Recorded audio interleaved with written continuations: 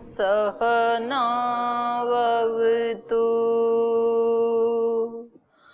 सहनौ भुनक्तु सह वीर्यं करवावहै तेजस्विनावधीतमस्तु मा विद्विषावहै ॐ शान्ति शान्ति शान्तिः।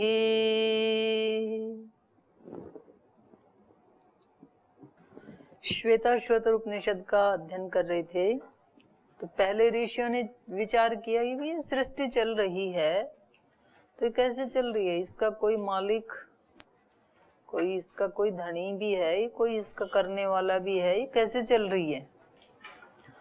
तो फिर काल, निवृत्ति, देश, ऐसे उन्होंने बहुत सारे हेतु ढूंढने की कोशिश की और पता लगा कि ये सब तो इसके कारण नहीं है। तो फिर ध्यानगत होकर के उन्होंने पता लगाया कि इसका कारण कौन है, एक ब्रह्म है जो इन सब को अपने नियंत्रण में रखता है, काल, निवृत्ति आदि को भी। तो वो ही इस सृष्टि को चला रहा है। फिर वो ब्रह्म कैसा है वो उसके बाद बताया कि उसका ऐसा स्वरूप है। फिर उस ब्रह्म को कैसे पाएं, जो ऐसा ऐसा ब्रह्म है जिसका पिछले श्लोकों में वर्णन किया। तो फिर इन्होंने आगे बताया कि उसको पाने के लिए सबसे पहले तो अपने मन और बुद्धि को उस सृष्टिकर्ता के साथ लगा करके अपने जीवन के सब कर्म करने शुरू करो। जैसे उसने इस सृष्टि को ज्ञान पूर्वक प्रसव किया, बनाया, ज्ञान और एकाग्रता पूर्वक, ऐसे ही आप भी अपने सभी कार्य कैसे किया करो, ज्ञान और एकाग्रता पूर्वक किया करो, उसके साथ एकात्मता रखते हुए किया करो। तो अब वो बुद्धि को उस ब्रह्म में जोड़ करके, मन और बुद्धि को ईश्वर के साथ युक्त करते हुए, ईश्वर को या ब्रह्म को केंद्र में रख करके हम अपने कर्म करें। ये कल हमने पढ़ा, वो कैसे करें, उसका प्रोसेस क्या है, उसकी विधि क्या है, तो ये हम आज पढ़ेंगे। तो कल वाले पाठ में से आपका कोई प्रश्न है तो आप पूछ सकते हैं। प्रणाम दीदी जी। दीदी जी, यहाँ पर 7वां मंत्र में है सविता प्रसवेन जुषे।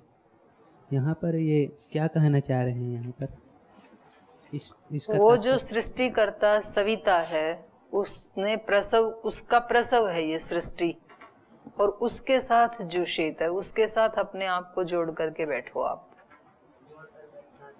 वो उसको ध्यान में रखो।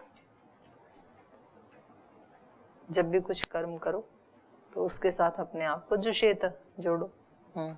और कोई प्रश्न किसी का? हाँ जी। ओम दीदी जी, ये तो समझ में आ गया कि ईश्वर सृष्टि का प्रसव कर रहा है, अर्थात उत्पन्न कर रहा है, किंतु अपने को भी साथ साथ प्रसव होने दो, उत्पन्न होने दो। तो यहाँ तो प्रसव कर ही रहे हैं, यहाँ तो मोक्ष की कामना करता है ना व्यक्ति, तो मैं अपने आप उत्पन्न क्यों कर दोबारा? उसको उत्पन्न करते हुए ही मुक्त होंगे आप। श्रेष्ठ कर्मों का प्रसव होगा ना, जब निष्काम कर्मों का प्रसव होगा जब हमारे माध्यम से, निष्काम कर्मों का प्रसव तभी होगा जब आप ब्रह्म को केंद्र में रखेंगे। ब्रह्म को यदि लेस कर दिया तो हमारे कर्म सकाम होंगे, और सकाम कर्म ही अपने आप में बंधन के कारण है, फिर तो बंधना पड़ेगा। और ईश्वर को भी पता है कि इन सब को मोक्ष की तरफ लेकर के जाना चाहिए, तो इसलिए कह रहे हैं जो भी कर्म करोगे, कर्म तो करना पड़ेगा, शरीर में आ गई तो एक क्षण भी कर्म के बिना तो रह नहीं सकते। तो आप ऐसे करना कि उस सृष्टिकर्ता को केंद्र में रख करके कर्म करना, तो फिर आप अकर्ता भाव में रहोगे, निष्काम भाव से कर्म करोगे, तो फिर वो बंधन में नहीं डालेंगे वो कर्म आपको। जैसे ईश्वर ने इतना बड़ा प्रसव किया, इतनी बड़ी सृष्टि की रचना की, इतना विराट कर्म किया, लेकिन इतना विराट कर्म करके भी वो बंधता नहीं है कभी इन कर्मों से। क्योंकि वो इस सारी सृष्टि की रचना, इतना विराट कर्म किसी कामना को लेकर के नहीं करता है, बल्कि हम जीवों के कल्याण के लिए करता है। तो हमारे कर्म भी जब सब लोगों की भलाई के लिए होंगे, अपनी किसी कामना की पूर्ति के लिए नहीं होंगे, तो हम भी उस सृष्टिकर्ता की तरह मुक्त हो जाएंगे। तो इसलिए कह रहे हैं कि उसको फॉलो करो, वो तो दिखाई देता है ना तुम्हारे को हर पल। ये प्रकृति, ये संसार, ये तो ईश्वर की खुली पुस्तक है। अगर तुम्हें उपनिषद की पुस्तक खोलने का अवसर ना मिले, वेद की पुस्तक खोलने का आपको चांस ना मिले, तो कोई बात नहीं, आप जहां भी काम करते हैं, जो भी काम करते हैं, तो ये प्रकृति की खुली पुस्तक तो आपके सामने है ही, ये ईश्वर का वेद आपके सामने है। इसको देखते हुए, उस सृष्टिकर्ता को केंद्र में रखते हुए, ध्यान में रखते हुए, और फिर आप अपना कर्म करो, अपने जीवन का निष्काम भाव से प्रसव होने दो, तो तुम बंधनों से मुक्त हो जाओगे। गर्भपात से बार बार जन्म लेना या अधोगति को प्राप्त होना, क्या समझा जाए? किसका गर्भपात हो जाएगा? मतलब आप लक्ष्य को प्राप्त नहीं कर पाओगे, जो मोक्ष था ना आपका लक्ष्य, तो और उससे पहले ही आप गिर जाओगे, मोक्ष तक पहुंच ही नहीं पाओगे। यही गर्भपात है, बार बार जन्म लेना पड़ेगा आपको, इसको प्राप्त नहीं करोगे तो। आगे चलें, तो उसको कैसे करें, उसकी प्रक्रिया क्या है, अपने आप को उस सृष्टिकर्ता के साथ कैसे जोड़ करके रखें। इन्होंने पिछले मंत्र में कहा ना, जुषेत, सवित्रा प्रसवेन जुषेत, ऐसे कहा जो, तो कैसे जोड़ें, तो उसका उपाय बता रहे हैं। फिर साधना करने का, ध्यान आदि करने का उपाय बता रहे हैं। त्रिरुन्नतम स्थाप्य समम शरीरम हृदि इंद्रियाणि मनसा सन्निवेश्य ब्रह्मोडुपेन प्रतरेत विद्वान श्रोतांसि सर्वाणि भयावहानि।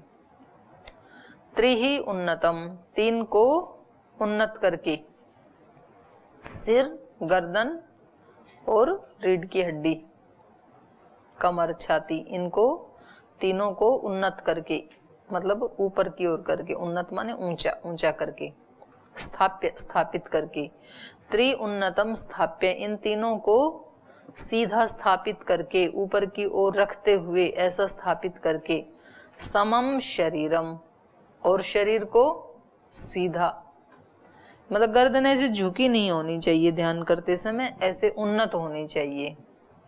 तो सिर, गर्दन और छाती भी ऐसे झुकी नहीं होनी चाहिए, या रीढ़ की हड्डी झुकी नहीं होनी चाहिए।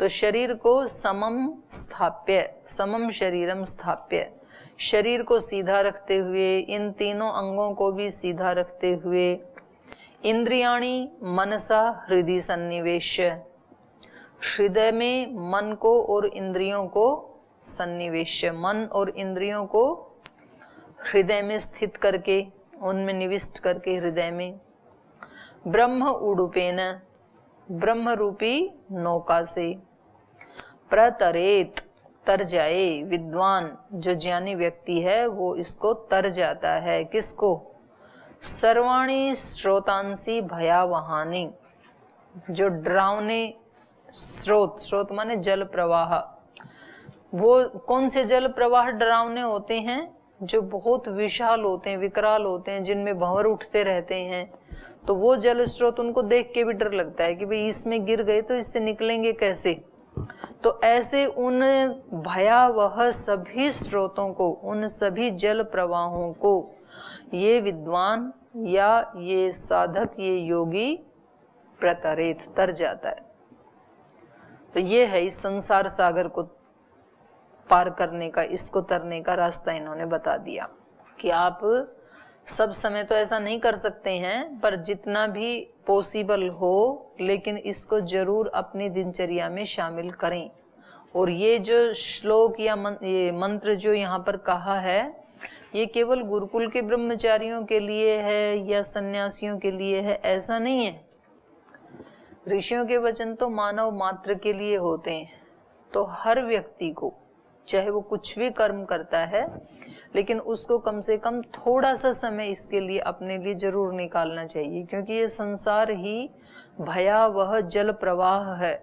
ये ऐसी डरावनी टेढ़ी मेढ़ी और अत्यंत तीव्र वेग वाली नदी है ये संसार ही, और संसार को सागर भी कहते हैं, नदी से भी बढ़कर के सागर भी कहा जाता है। तो इसको हमें पार करना है, तो हम करें कैसे? तो थोड़ा टाइम हमें संध्या उपासना के लिए, जिसमें हमारी गर्दन, कमर और हमारा सिर, पूरा शरीर एक सीधी रेखा में रख करके और अपनी इंद्रियों को हृदय में सन्निवेश करके, अभी तो इंद्रियां बाहर दौड़ रही हैं ना, और फिर क्या करना है, उस समय इंद्रियों को बाहर से ला करके अंदर की तरफ मोड़ना है, जिसको प्रत्याहार कहा योग दर्शन में। इंद्रियाणी हृदय, क्योंकि हृदय में ही ब्रह्म का निवास बताया है। तो पहले तो हृदय को ढूंढो जहां आपको इंद्रियां ला के रखनी है। सबसे पहले अपनी इंद्रियों को देखो कि अब इस समय कहाँ जा रही हैं। इंद्रियों में हमारे पास 11 इंद्रियां हैं, तो उसमें ज्ञानेंद्रियां अभी किस स्थिति में है, कर्म इंद्रियां किस स्थिति में है, मन किस स्थिति में, कहाँ जा रहे हैं उनको देखें पहले तो। फिर वो जहाँ जहाँ जा रहे हैं उसको उधर से बुलाएं कि अब थोड़ी देर के लिए सारी चिंताएं, सारी टेंशन, सारी योजनाएं बंद, सारी स्मृतियां बंद। योग दर्शन याद करना है कि गीता याद करनी है कि कौन सी कक्षा में जाना है कि कौन से प्रभारियों के साथ फोन करना है, शिविर की तैयारी करनी है, खाना बनाना है, जो जो भी काम है, इंद्रियां जहां जहां भी जा रही हैं उन सबको बोलो कि अभी थोड़ी देर के लिए बंद कर दो सब काम, अभी बंद, 1 घंटे के लिए या आधे घंटे के लिए, जितना जिसके पास समय है। फिर हृदय को ढूंढो, है तो इसी शरीर में कहीं, तो छोटा सा ही तो शरीर है, और उसमें भी नाभि के नीचे वाले भाग को तो कटी कर दो, वहां तक तो है नहीं, तो थोड़ा ही बचा फिर तो इतने थोड़े से शरीर में मेरा हृदय कहाँ है उसको ढूंढो। उसमें से भी हाथ हट जाएंगे तो थोड़ा सा ही तो एरिया बचा, इतना ही सा ही तो। उस हृदय में ही फिर वो ब्रह्म कहाँ है, और वहां पर ही मुझे अपनी इंद्रियों को, अपने मन को, बुद्धि को और अपनी सारी एनर्जी को, सारी चेतना को अब यहाँ फोकस करना है। और वो जबरदस्ती नहीं तो जबरदस्ती लाते हैं तो फिर सिर में दर्द होने लगता है, फिर मन विचलित होने लगता है। अत्यंत सहज भाव से उसका उपाय महर्षि पतंजलि ने क्या बताया, शरीर को शिथिल करने का। सूत्र बोलो, स्थिर सुखम आसनम, उससे पहले बोलो प्रयत्न शैथिल्य अनंत समापत्तिभ्याम। प्रयत्न की शिथिलता, कोई एफर्ट नहीं करना उस समय, तो सब अंग प्रत्यंगों को क्या करना है, शिथिल।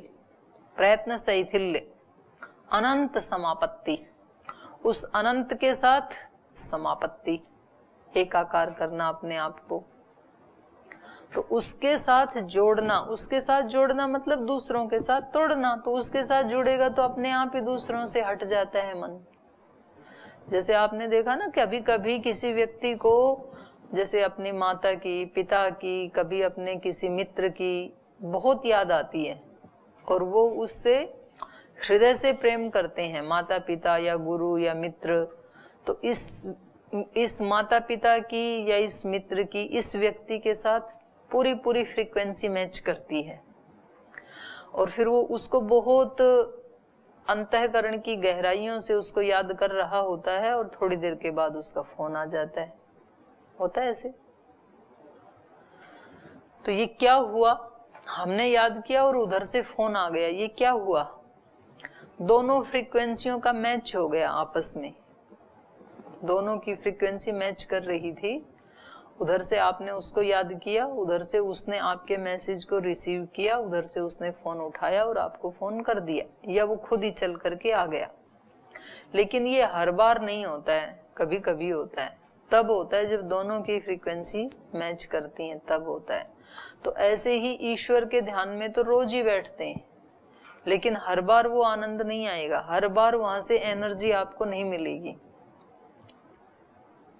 मिलेगी उस दिन जिस दिन हमारी और ईश्वर की फ्रीक्वेंसी मैच करेगी। जब वो मनुष्य सत्य है तो ईश्वर तो उससे कई गुना ज्यादा सत्य है। और उस जिस मनुष्य को आप याद कर रहे हैं उस आत्मा के ऊपर तो कई तरह के दोषों के आवरण भी हैं, ईश्वर पे तो कोई भी आवरण नहीं है। तो सीधा का सीधा कनेक्शन जुड़ेगा। तो देरी किसकी तरफ से है? हमारी तरफ से है। हो सकता है उस व्यक्ति तक फ्रीक्वेंसी जाने में तो बीच में कई बैरिकेड्स आए, क्योंकि वो व्यक्ति सर्वव्यापक नहीं है। लेकिन ईश्वर के लिए तो कोई बैरिकेड नहीं है, क्योंकि कहीं जाना ही नहीं है। जहां हम हैं वहीं ईश्वर है। वो तो सर्वव्यापक है, सब स्थान पे है। तो फिर भी जुड़ती क्यों नहीं है? तो ये हमें प्रयास करना है। और जब उसकी जुड़ जाती है तो वो भी ऐसे ही प्रकट होगा जैसे आपके मित्र का फोन आ जाता है या आपकी माँ का तुरंत फोन आ जाता है। उसी समय आपके दिमाग में आप किसी भी चिंता को लेकर के, किसी टेंशन को लेकर के आप कहेंगे कि रास्ता दिख ही नहीं रहा है, भगवान जी कोई तो रास्ता दिखाओ। और उधर से आपके दिमाग में एक सॉल्यूशन बिजली की तरह कौंध जाता है और आप कहेंगे कि अरे ये मेरे को तब से समझ में क्यों नहीं आया, कितना सरल था ये। तो ये ईश्वर का सॉल्यूशन है। ये ईश्वर ने, आप जैसे आपके मित्र आपको सुझाव दे देते हैं, कोई समाधान सुझा देते हैं, ऐसे ईश्वर भी हमें समाधान सुझा देते हैं, चाहे वो बाहर की परेशानियां हैं चाहे वो अंदर की परेशानियां हैं। पर व्यक्ति पहले तो परेशानी को समझे तो सही। बाहर की तो बहुत कम होती हैं। सांख्य दर्शन में भी आपने पढ़ा ना 3 प्रकार के दुख, उनमें सबसे ज्यादा दुख कौन से होते हैं? आध्यात्मिक होते हैं। आधि भौतिक आधि दैविक बहुत कम होते हैं। अतिवृष्टि अनावृष्टि साल में एक बार होती है। लेकिन अंदर के जो आध्यात्मिक दुख हैं वो प्रतिपल होते हैं। प्रतिपल हमें खींच खींच कर लाती है प्रकृति उसी ट्रैक पर चलने के लिए जिस पे हम आज तक चले, उसको तोड़ने नहीं देना चाहती है और फिर हम उसको तोड़ते हैं। तो ये जो रस्साकस्सी चलती है, हमारे अंदर का जो देवासुर संग्राम चलता है, ये हमारे लिए सबसे बड़ा दुख है। तो उसको, समस्या को भी आप सोचते हैं कि मैं किसके सामने कहूँ अपनी ये समस्या। फिर आप सोचते हैं कि मैं अपने माता पिता को बताऊं, वो मेरे ऊपर सबसे ज्यादा फिर बने, उनको भी क्या कष्ट देना। अब उनके पास से तो आ गई और उनको कहेंगे तो फिर तो कहेंगे घर ही आ जाओ, तो उल्टी समस्या हो जाएगी। उनको नहीं बता सकते। किसको हम बताएं? गुरुजी को बताएं, गुरुजी तो अवेलेबल ही नहीं है, इतने बिजी हैं, मिल ही नहीं पा रहे हैं। तो किसको बताएं? अपने किसी मित्र को बताएं। बहुत मुश्किल से आप कोई ऐसा व्यक्ति निकाल पाएंगे, नहीं तो आपको लगता है उसको बता तो देंगे, फिर वो किसी और को बता देगा तो उल्टा और मैं ही मजाक का पात्र बन जाऊंगा। तो किसको बताएं? कभी तो ये लगता है कि बताएं किसको चित्त की परेशानी। और हम क्या करते हैं, ऐसे ढूंढ ढांड के फिर कोई ऐसा एक व्यक्ति मुश्किल से हम ढूंढ के अपने जीवन में लाते हैं कि चलो उसको बता देता हूँ। फिर हम या तो फोन उठाते हैं या तो उसके पास जाते हैं। और हम ये भी नहीं सोचते कि इस व्यक्ति की शक्ति तो मेरी शक्तियों के बराबर ही है, तो ये ज्यादा मेरी हेल्प नहीं कर पाएगा। और उसको बताने के बाद फिर भगवान के पास आके बताते हैं, फिर मंदिर जाते हैं दोनों मिल करके, फिर मस्जिद जाते हैं, गुरुद्वारे जाते हैं, ध्यान करते हैं कि भगवान अब तू ही इसको ठीक करना। तो पहले ही बता दो भगवान को, सबको बता के, और फिर भी समस्या सुलझी नहीं, क्योंकि सब उसको सुलझा सकते ही नहीं थे। और जब आपने देखा कि ये तो कहीं भी नहीं सुलझी, सबको बता चुका, तो फिर लास्ट में आप कहते हैं कि अब तो तू ही है।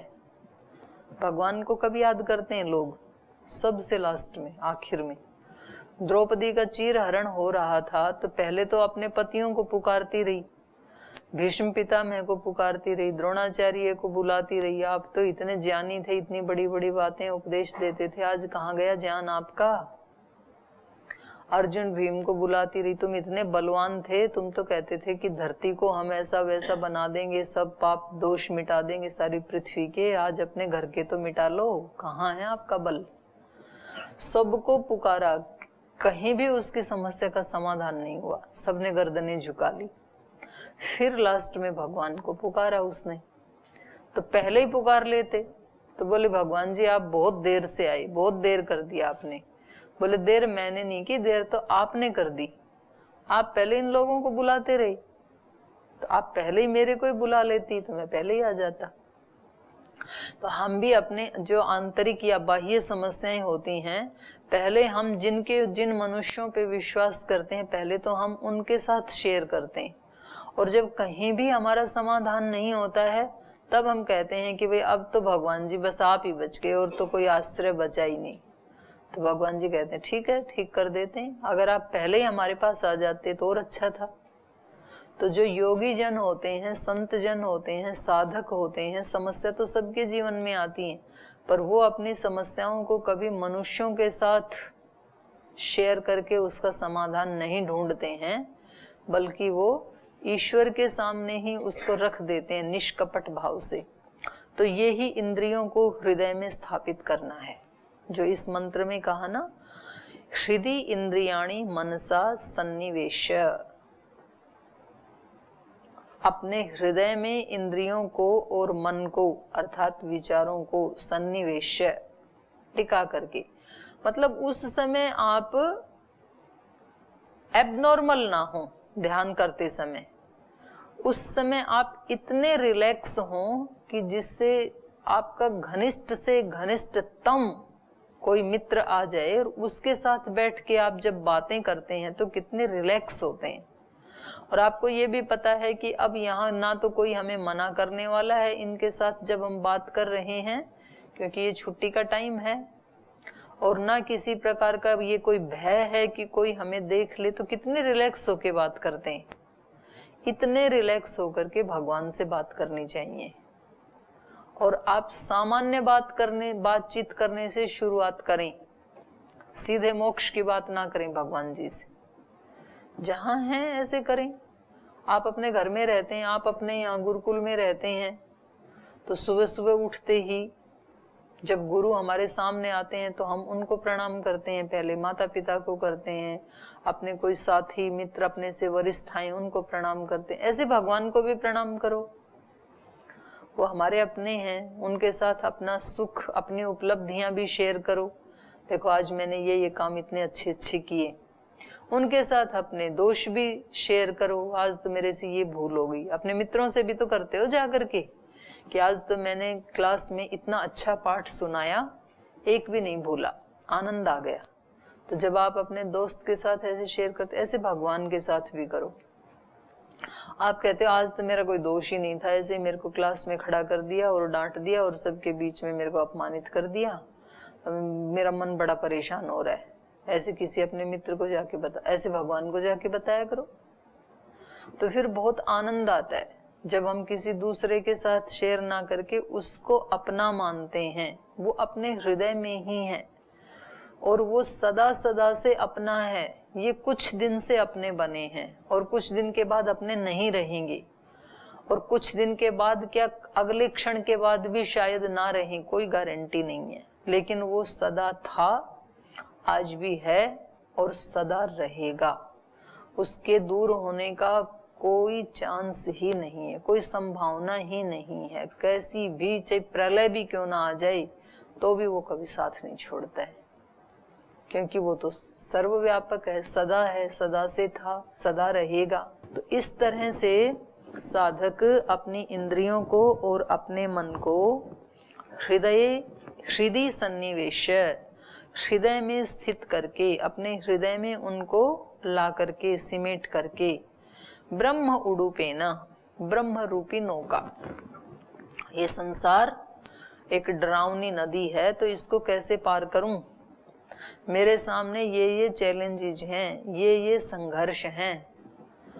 आप संगठन में काम करते हो, शिविर लगाते हो, आपकी इच्छा है हमारे शिविर में इतने लोग आए, तो शेयर करो भगवान जी से, जी इच्छा तो है इतने आए कैसे, कुछ बताओ ना उपाय। जैसे अपने मित्रों से करते हैं, जी कोई उपाय बताओ, ऐसे उससे पूछा करेंगे तो बताएंगे ऐसे करो, और वैसे ही करना। और जब भगवान ने निर्देश दिया है तो उसमें हमें 100% विश्वास होता है कि अब तो ये काम होगा, क्योंकि ये उन्होंने कहा है तो उसकी मर्जी है, तो उसकी मर्जी तो पूरी होकर के रहेगी। आपको स्वामी जी कह दें कि ये काम ऐसे होगा, तुम जाओ करो, तो कितना मन में आत्मविश्वास बढ़ जाता है। ये तो स्वामी जी ने कह दिया ऐसे, तो अब ये तो होगा, उसको कोई रोक नहीं सकता है।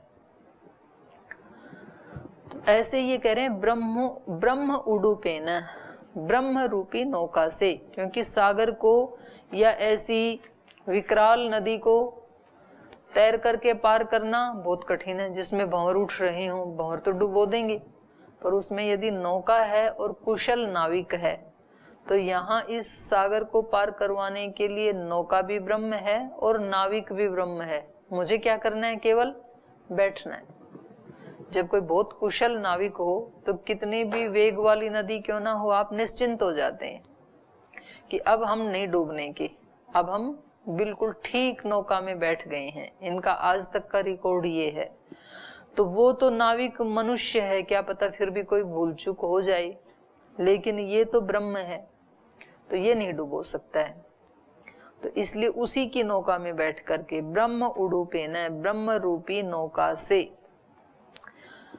भयावहानी सर्वाणी स्रोतांसी, ये डरावने सारे जल प्रवाह जो हमारे अंदर भय उत्पन्न करते हैं, हमें बहुत विकराल दिखाई देते हैं, वो ईश्वर के सामने क्या है? धूल की कण के समान है। ईश्वर की शक्तियों के सामने उनकी शक्ति क्या है? अत्यंत नगण्य है, ना के बराबर है। तो वो बहुत आसानी से हमें उनके पार लेकर के जाएगा। ब्रह्म उडुपेन विद्वान सर्वाणी भयावहानी स्रोतांसी प्रतरेत, उन सारे जल प्रवाहों को तर जाता है, पार कर जाए। प्रतरेत, उनसे पार चला जाए। तो ये वो बता दिया, ब्रह्म को अभिव्यक्त करने का, ब्रह्म के साथ जुड़ने का, उनको केंद्र में रखने का ये उपाय बता दिया। और एक बार आपने सुबह शाम यदि इतना कर लिया, एक एक घंटा, तो दिन में मस्ती से खेलते हुए कूदते हुए सब काम होंगे। छोटे बच्चे को जो भूख लगती है, छोटे बेबी को, तो क्या करता है? रोता है, फिर माँ उठा लेती है, तो उसको रोना ही उसकी भाषा है। तो वो ये तो कह नहीं सकता है दूध पिलाओ, तो फिर माँ की गोद में जाता है, माँ उसको गोद में ले लेती, दूध पीता है, फिर आराम से 2-3 घंटे खेलता है। फिर उसको नहीं पता कि कौन अपना है कौन पराया है, पूरा आनंद लेता है। फिर दोबारा भूख लगती, तब दोबारा रोता है, फिर माँ उसको दूध पिला देती है, तो एक बार अपना पेट भर के फिर आराम से खेलता है। ऐसे साधक खेलता है इस संसार में। वो सुबह शाम, जैसे ये छोटा बच्चा अपनी माँ का दूध पीता है, अपनी भूख को तृप्त कर लेता है, ऐसे ये भी उससे ब्रह्म तेज ले लेता है, शक्ति ले लेता है, एनर्जी ले लेता है, दिशा निर्देश ले लेता है, फिर आराम से खेलता है, उस खेल को निभाता है दिन भर। शाम को फिर दोबारा भूख लगी तो दोबारा ले लेता है। 3 बार लगे तो 3 बार भी ले सकते हैं। तो वहां ऐसा नियम नहीं है कि सुबह शाम 7:30 मिलेगा, दिन में 12 बजे मिलेगा, यदि आप 4 बजे आए तो कुछ नहीं मिलेगा, ऐसा नियम है। वहां जब चाहो तब। माँ का कोई नियम नहीं होता है ना, बच्चे को कब दूध पिलाएगी। हो सकता है आजकल कोई नौकरी आदि करती हो तो वो टाइम बना भी ले, लेकिन सामान्य रूप से माँ का कोई नियम, जब बच्चा रोएगा दूध पिलाएगी, नहीं रोएगा तो नहीं पिलाएगी।